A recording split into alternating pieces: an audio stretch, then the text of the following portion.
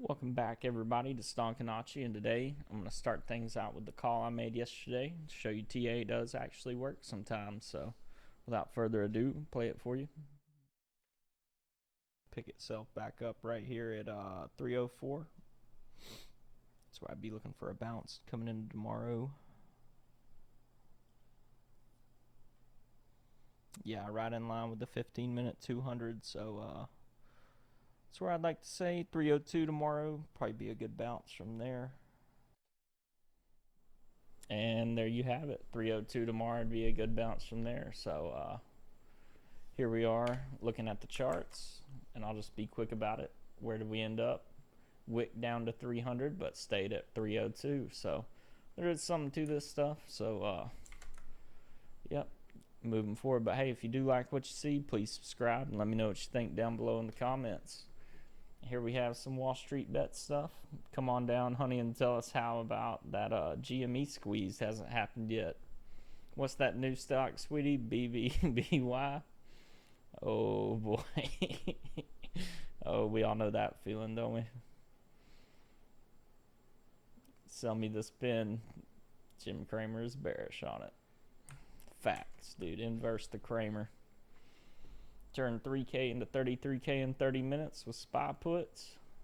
Crazy, man, dude. Crazy. Goodbye, world. Hopefully next life lottery spin will be worth it. Oh, down 8 grand. That ain't so bad, man. You just got to remember your losses up front. Hopefully won't be much at all when you have a big account. But anyway. Elon tweeting about the short. So last time he did this, it was a pretty good time to buy. So, and this happened on the 14th. I just didn't get to show it to y'all for some reason. Tesla adds 500 square feet for ecological paradise, and that's pretty sweet because if you do like gardening and stuff, which I would recommend gardening if you're into stocks because it gets pretty stressful. I got a TikTok, Stonkanacci YT, and I do gardening TikToks on there if y'all want to check it out. Drunk man fined for punching a Tesla in Australia. People are acting out, man. That dude bit his nose off the other day, and now people are hitting the cars. Wild life out there, man. Wild people. Tesla owner says he was locked out of car after battery died. Shoot, should have had you a generator on the back, yo. What the heck? Tesla down to $299 after hours, about 2.8%. So pretty rough day, but we knew it was coming. S&P down 1.71%. So Tesla leading the way down, but it leads the way up. So what do you expect? You know, Netflix and Facebook dragging everything down like usual. Google Trends coming up a little bit. Fear and greed down to 31s. People are about to panic again. That's pretty bad. Pretty bad. So here we are on the weekly. Get the weekly. The next couple days we'll get another refresh on this one, but we are about to hit the bands right here, and as you can see in the past, when it hits the bands after it's came down below it, like right here, likes to reject off of it and reject off of it, except for this one. And this one didn't really do it, but same thing on the way up, likes to bounce it. So probably will run into some resistance right here, if not already.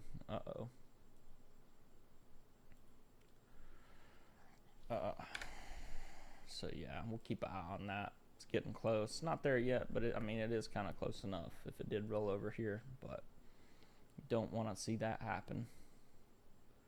We'll check the higher time frame, see if we got anything new going on. It's 3 months, still looking rough. 4 month, really. Green Hakanashi, so I don't know. Anything past the weekly's kind of hocus pocus anyway.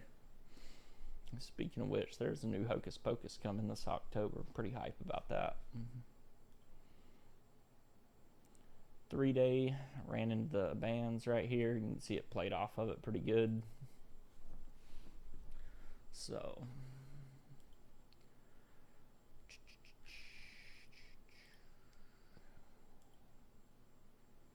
daily, looking like it might put in some bearish divergence. Well, no, not yet, but close. So we'll need to be watching that. If it does put in bearish divergence, probably will take us down lower for a big pullback.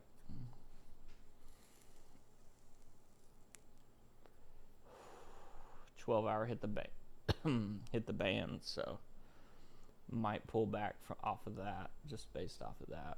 A little pullback, reset the oscillators. 6-hour red dot.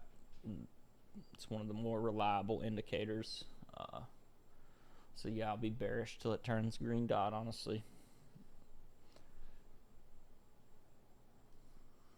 Probably does go down more tomorrow, especially off the 4-hour bearish divergence from this high to this high. So could be a pretty nasty pullback, especially with volatility at a 0. Could be a big 10% down day. That's going to be fun. But, checking out the lower time frames, they're kind of spent. This is not what you want to see on volatility ticking up as we go down. Pretty bearish. Same thing on the 45-minute. Went from 0 to ticking up, big move down. But that was the easy move, calling that one yesterday. From here, going to be a little tricky. 15 minutes low. So probably sideways tomorrow if I had to put a finger on it. But I wouldn't be surprised if it turned it around tomorrow. I do think the move's kind of been had. But looking at the daily, we got the daily 21 crossing the 200. And go back and see what happened last time. Well, never mind. I don't want to do that. But we still do have the inverse head and shoulders in play. So, yeah, I don't really know what to call here. I guess, yeah, no opinion on tomorrow. But, yep, that's all I got for today. Catch you guys tomorrow.